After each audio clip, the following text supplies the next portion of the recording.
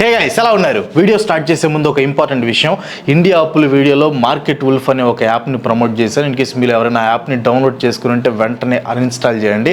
Live market డేటాకి and వీళ్ళ యాప్లో price మూవ్మెంట్స్కి కొంచెం తేడా ఉందంట. అండ్ కస్టమర్ సపోర్ట్ కూడా చాలా వరస్ట్గా ఉందని కొంతమంది చెప్పారు. కొంతమందికి 99 రూపీస్ జాయినింగ్ ఫీజు పే చేసినా కూడా అకౌంట్ ఓపెన్ చేయట్లేదంట. ఇలా కొన్ని ఇష్యూస్ కూడా ఉన్నాయి. సో అన్ఇన్స్టాల్ చేయండి. గూగుల్ ప్లే స్టోర్లో కూడా 1 రేటింగ్ ఇచ్చి స్కామర్ వరస్ట్ కస్టమర్ సపోర్ట్ ఏదో ఒకటి కామెంట్ చేయండి. నేనైతే ఆల్రెడీ ఆ వీడియోలో ఆ ప్రమోషన్ పార్ట్ అయితే రిమూవ్ చేశాను. సో ఇన్ కేసు ఎవరైనా డౌన్లోడ్ చేసుకొని ఉంటే వెంటనే అన్ఇన్స్టాల్ చేయండి. Thank you so much. Countries, cultures and languages అనే బ్యారియర్ లేకుండా ఆల్మోస్ట్ అన్ని కంట్రీస్ని యునైట్ చేసే రేర్ అకేషన్స్ కొన్ని ఉంటాయి. అందులో ఒలింపిక్స్ కూడా ఒకటి. ప్యారిస్ 2024 ఒలింపిక్స్ కూడా గ్లోబల్ యూనిటీ అండ్ స్పోర్ట్స్ మ్యాన్షిప్ని సెలబ్రేట్ చేయాలనుకొని గ్రాండ్ మూమెంట్ లాగా ప్లాన్ చేశారు. బట్ ప్యారిస్ ఒలింపిక్స్ చాలా వివాదాలకి దారితీసింది, చాలా కాంట్రవర్సీస్లో చిక్కుకుంది. ఈ వీడియోలో అసలు ఎందుకు అందరూ Olympics 2024 is the worst Olympics ever అని అంటున్నారు డీటెయిల్గా చూద్దాం. వీడియో చాలా ఇన్ఫర్మేటివ్గా ఉంటుంది, ఎండ్ వరకు చూడడానికి ట్రై చేయండి. First one, the shocking opening ceremony. Paris Olympics start అవటమే ఒక కాంట్రవర్సీతో స్టార్ట్ అయింది. క్రిస్టియానిటీలో జీసస్ క్రైస్ట్ లాస్ట్ సప్పర్ అనేది ఒక పవిత్రమైన సంఘటన. జీసస్ క్రైస్ట్ ని సిలువ వేసే ముందు తన శిష్యులతో కలిసి చేసే చివరి విందు ఇది. బట్ ఒలింపిక్స్ ఓపెనింగ్ సెరమనీలో ఈ లాస్ట్ సప్పర్ ని కించపరిచేలాగా ఒక ప్యారడీ లాగా చేశారు. చూడటానికి చాలా వల్గర్ గా ఉంటాయి ఆ విజువల్స్. ఒక దగ్గర అయితే ఒకడికి బాల్స్ కూడా బయటకు కనిపిస్తాయి. ఆ విజువల్స్ ఇక్కడ ప్లే చేయలేను. ఫుల్ క్రింజ్ అనమాట. దీంతో ఈ సెరమనీ మీద ప్రపంచ వ్యాప్తంగా వ్యతిరేకత వచ్చింది. ఇది క్రిస్టియానిటీని కించపరిచేలా ఉందని ఓన్లీ క్రిస్టియన్సే కాదు, జ్యూస్, హిందూస్, ముస్లిమ్స్, రిలీజియన్తో సంబంధం లేకుండా అందరూ ఇది అసలు కరెక్ట్ కాదు అని అపోజ్ చేశారు. సీస్పైర్ అనే కంపెనీ వాళ్ళ స్పాన్సర్షిప్ ని వెనక్కి తీసుకుంటున్నట్లు అనౌన్స్ చేశారు. దీని మీద ప్యారిస్ ఒలింపిక్స్ మేనేజ్మెంట్ రియాక్ట్ అవుతూ మా ఇంటెన్షన్ అది కాదు, ఆ మూమెంట్ LGBTQ కమ్యూనిటీకి ఒక ఇంక్లూజివ్ సెలబ్రేషన్ లా చేసాము, ఎవరైనా రాంగ్ గా తీసుకొని ఉంటే వీఆర్ సారీ అని అపాలజీ కూడా చెప్పారు. చాలా మంది సెలబ్రిటీస్ కూడా ఈ సెరమనీ మీద రియాక్ట్ అయ్యారు. Artistic freedom and religious sensitivity మధ్య బ్యాలెన్స్ ఉండాలి అని అన్నారు. అంతేకాదు ఓపెనింగ్ సెరమనీలో Olympic flag upside down అయింది. అసలు ఓపెనింగ్ సెరమనీలో Olympic flag upside down అవడం అనేది చాలా ఎంబారసింగ్ మూమెంట్. మన స్కూల్లో ఫ్లాగ్ హాయిస్ట్ చేసేటప్పుడు జెండా అప్ సైడ్ డౌన్ అయితే అందరికి చాలా ఎంబారసింగ్ గా ఉంటుంది అండ్ అది డిస్రెస్పెక్ట్ఫుల్ కూడా. అలాంటిది కొన్ని వందల దేశాలు పార్టిసిపేట్ చేస్తూ కొన్ని కోట్ల మంది చూస్తున్న ఈవెంట్లో ఫ్లాగ్ అప్ సైడ్ డౌన్ అవ్వటం ఇంకెంత ఎంబారసింగ్ గా ఉంటుందో మనం ఇమాజిన్ చేసుకోవచ్చు. Second one, poor facilities for athletes. Olympics లో గోల్డ్ మెడల్ గెలిచిన ఒక అథ్లెట్ పార్క్ లో కింద పడుకోవాల్సిన పరిస్థితి వచ్చిందంటే అక్కడ ఫెసిలిటీస్ ఎలా ఉన్నాయో మనం అర్థం చేసుకోవచ్చు. ఈ ఒలింపిక్స్ లో అథ్లెట్స్ చాలా ఛాలెంజెస్ ఫేస్ చేశారు, ఎస్పెషల్లీ ఫెసిలిటీస్ విషయంలో. గోల్డ్ మెడల్ గెలిచిన థామస్ సిసోన్ అనే ఒక అథ్లెట్ ఒక పార్క్ లో కింద పడుకుని ఉన్న విజువల్స్ సోషల్ మీడియాలో వైరల్ అయ్యాయి. వేరే వాళ్ళ దాకా ఎందుకు, మన ఇండియన్ హాకీ టీమ్ కి మన ఇండియా నుంచి ఏసీలు పంపాల్సి వచ్చింది. ఇదైతే ఇంకా ఘోరం. ప్యారిస్ లో సీన్ అనే ఒక రివర్ ఉంటుందన్నమాట. ఇది చాలా పొల్యూటెడ్ రివర్. ఎంతంటే 1923లోనే ఇక్కడ వాటర్ మంచిది కాదు, చాలా రకాల డెడ్లీ బ్యాక్టీరియా ఉంటుంది, సో ఇక్కడ స్విమ్మింగ్ చేయకూడదని స్విమ్మింగ్ ని బ్యాన్ చేశారు. బట్ ఒలింపిక్స్ లో స్విమ్మింగ్ ఈవెంట్స్ కండక్ట్ చేయడం కోసం $1.5 బిలియన్ ఖర్చు పెట్టి మొత్తం క్లీన్ చేయించారు. ఇక్కడ స్విమ్మింగ్ చేయడం వల్ల కొంతమంది అథ్లెట్స్ ఈ కోలీ ఇన్ఫెక్షన్ తో హాస్పిటల్ పాలయ్యారు. Poor accommodations, sub standard food and over crowded conditions వల్ల అథ్లెట్స్ చాలా ఇబ్బంది పడ్డారు. ఈ ఇబ్బందులు ఓవరాల్ ఈవెంట్ మేనేజ్మెంట్ ఫెయిల్యూర్స్ ని ఎక్స్పోజ్ చేశాయి. And third one, Canada spy incident. ఇది కెనడా ఉమెన్స్ సాకర్ టీమ్ లో జరిగింది. ఈ ఇన్సిడెంట్ కి కెనడా పెనాల్టీస్ కూడా ఫేస్ చేసింది. డ్రోన్స్ వాడి ఆపోజిట్ టీమ్ అయిన న్యూజిలాండ్ ప్లేయర్స్ ప్రాక్టీస్ చేస్తున్నప్పుడు రికార్డ్ చేశారు.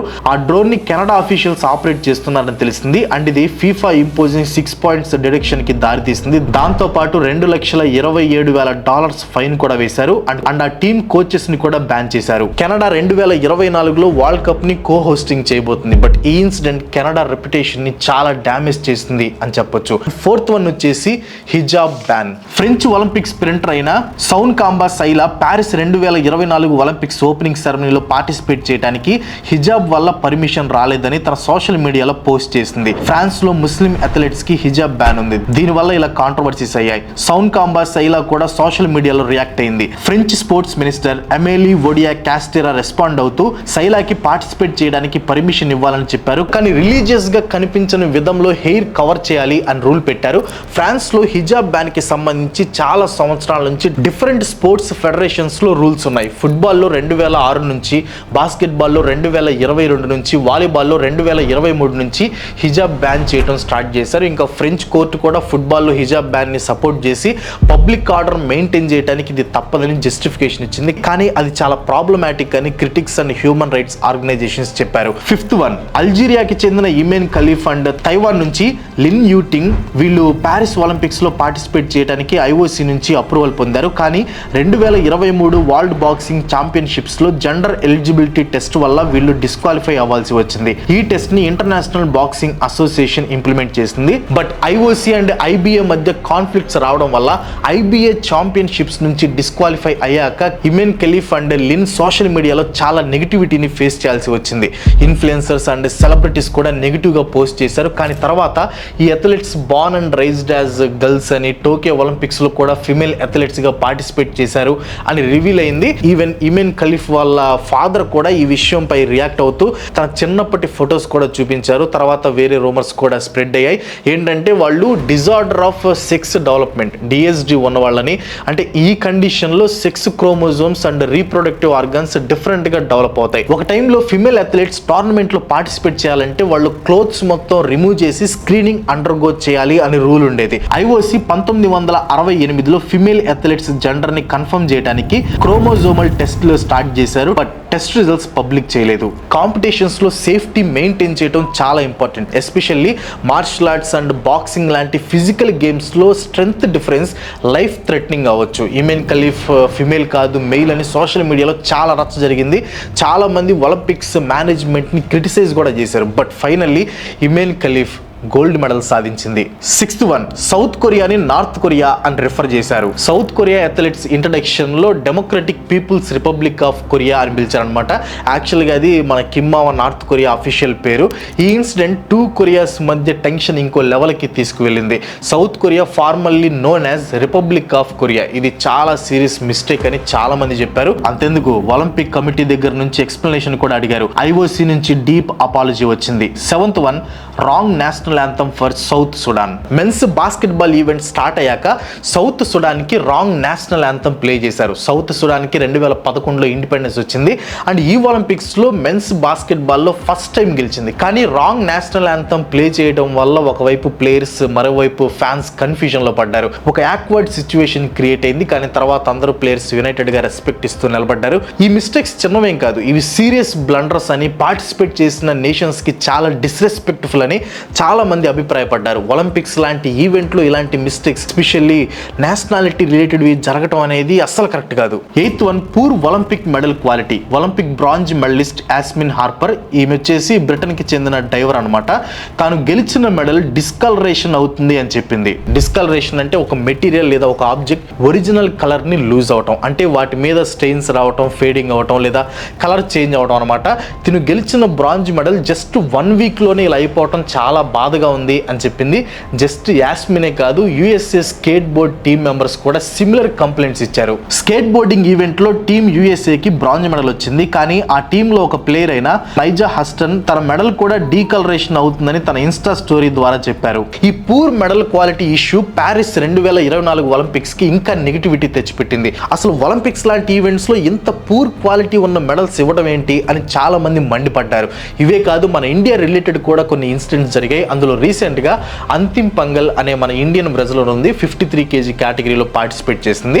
ప్యారిస్ లో అథ్లెట్స్ విలేజ్ అని ఒకటి ఉంటుంది అనమాట. ఇక్కడ ఓన్లీ అథ్లెట్స్ రావాలి, బయట వాళ్ళకి పర్మిషన్ ఉండదు. ఎవరికి చెప్పకుండా అంతిమ్ పంగల్ తన సిస్టర్ ని తీసుకువెళ్లడం వల్ల మేజర్ రూల్స్ వైలేషన్ చేసిందని ఫ్రెంచ్ అథారిటీస్ ఈ విషయాన్ని ఇండియన్ ఒలింపిక్ అసోసియేషన్ కి చెప్పారు. దాంతో ఐఓఏ అంతిమ్ అండ్ తన సపోర్ట్ స్టాఫ్ ని ఇమీడియట్ గా ఇండియాకి పంపించేశారు.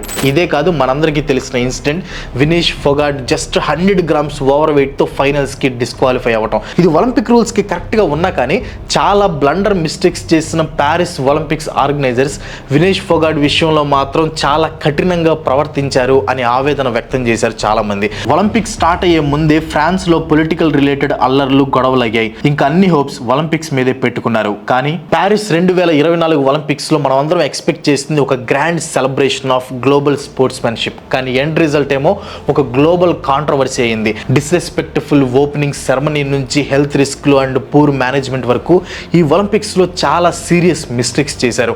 ఫ్యూచర్ ఒలింపిక్స్ లో ఈ మిస్టేక్స్ రిపీట్ కాకుండా ఒక genuine global unity and sportsmanship ని చూపిస్తూ చేయాలి అని మనస్ఫూర్తిగా కోరుకుందాం. బై ది వే 2036లో ఇండియా ఒలింపిక్స్ హోస్ట్ చేయడానికి ట్రై చేస్తుంది. బట్ ఇండియా ఒలింపిక్స్ ని హోస్ట్ చేయగలదా, ఎలాంటి ఛాలెంజెస్ ని ఫేస్ చేయాల్సి వస్తుంది అండ్ ఎలాంటి అడ్వాంటేజెస్ అండ్ డిసడ్వాంటేజెస్ ఉంటాయి, ఈ డీటెయిల్స్ అన్ని మనం నెక్స్ట్ వీడియోలో డిస్కస్ చేద్దాం. ఆ వీడియోని అస్సలు మిస్ అవ్వద్దు. That's all for today. ఈ వీడియో మీకు అనిపించింది కింద కామెంట్ లో పోస్ట్ చేయండి. వీడియో లైక్ కొట్టి మీ ఫ్రెండ్స్ వాళ్ళకి షేర్ చేయండి. ఇలాంటి వీడియోస్ మనం చేయడానికి సపోర్ట్ చేయాలనుకుంటే వెంటనే సబ్స్క్రైబ్ చేసుకోండి. Bye bye.